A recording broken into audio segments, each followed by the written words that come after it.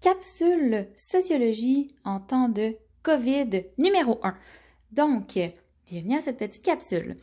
Donc, aujourd'hui, dans le cours, on voit, dans le fond, je vous parle de sociologie, je vous parle de la perspective sociologique, je vous parle à quel point, en fait, c'est un regard particulier qu'on pose sur le monde qui nous entoure, sur les différents enjeux auxquels on fait face en tant que société et aussi en tant qu'individu. Pour adresser puis bien comprendre cette perspective sociologique, je vous parle du concept d'imagination sociologique. Un concept de Mills, qui est un grand sociologue qui a développé ce concept-là dans les années 60. Ce qu'il va vouloir dire par l'imagination sociologique, et c'est pour Mills vraiment la qualité première pratiquement de toute personne qui s'intéresse à la sociologie pour regarder le monde social qui nous entoure, c'est de comprendre le point d'intersection entre l'histoire, donc le contexte socio-historique, on va le revoir, qui est pris à son sens plus large, et la biographie individuelle.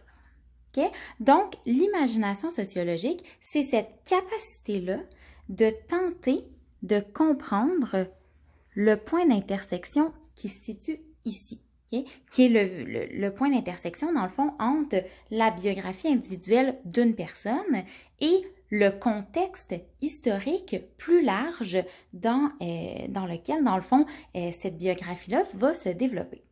On peut utiliser certains exemples, on peut l'illustrer autrement. Okay? Donc, l'imagination sociologique, c'est, par exemple, petit individu ici. Je fais des beaux bonhommes allumettes. Okay? Donc, une personne qui va, dans notre vie, n'est-ce pas, qu'on vit plusieurs choses. Hein? On vit des expériences, on vit des épreuves, des choses plus difficiles, n'est-ce pas, hein? Individuelles, ok? Donc, moi, et vous, et toi, ok? Tout le monde va, en tant qu'individu, vivre au cours de sa vie des expériences et des épreuves individuelles. Okay?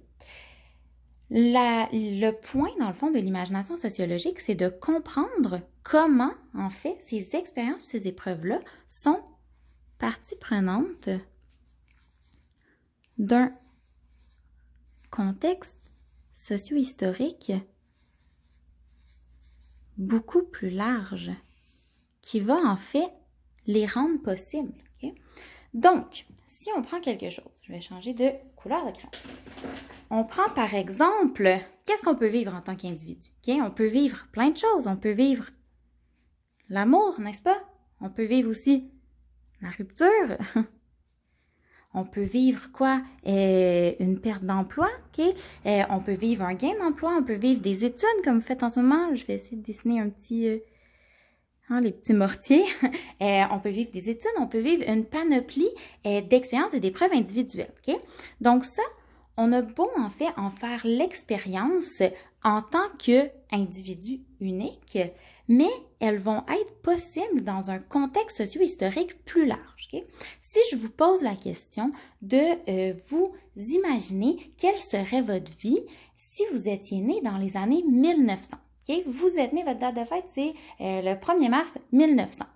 Est-ce que vous seriez assise et assis devant votre ordi, je m'en ai dire ici, mais je suis pas devant vous, devant votre ordinateur en ce moment, en train de débuter la technique en éducation spécialisée?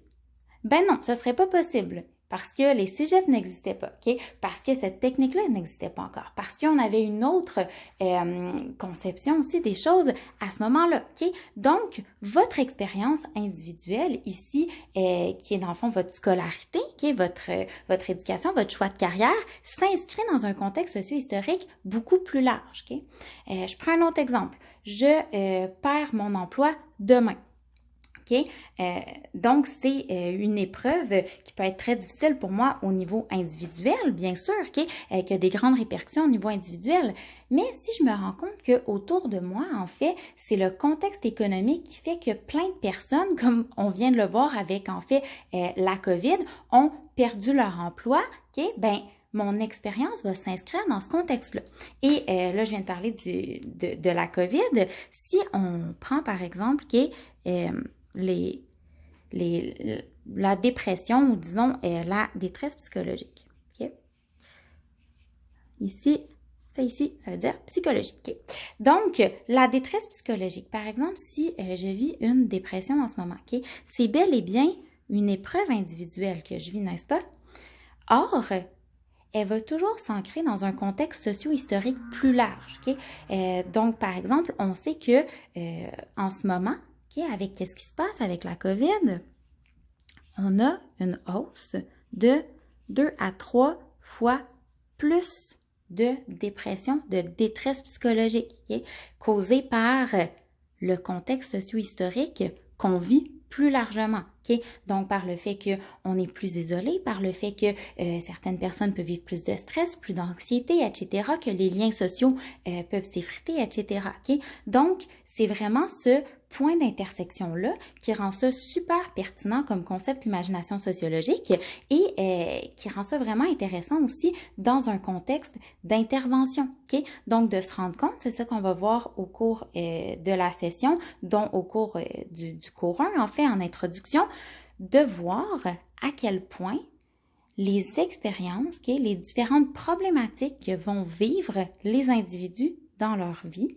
vont s'ancrer dans un contexte socio-historique. Okay? Donc, la posture de l'imagination sociologique et la posture, en fait, de la sociologie, c'est de comprendre comment la société, okay, comment le contexte socio-historique, comment la société, comme elle est organisée en ce moment, va créer des problématiques d'adaptation, va créer des expériences difficiles, des épreuves difficiles chez les individus, va permettre en fait l'expression d'une certaine individualité, okay? Que ce soit dans les goûts, dans les expériences, dans les épreuves, etc. Donc voilà pour la première capsule COVID Sociologie numéro 1.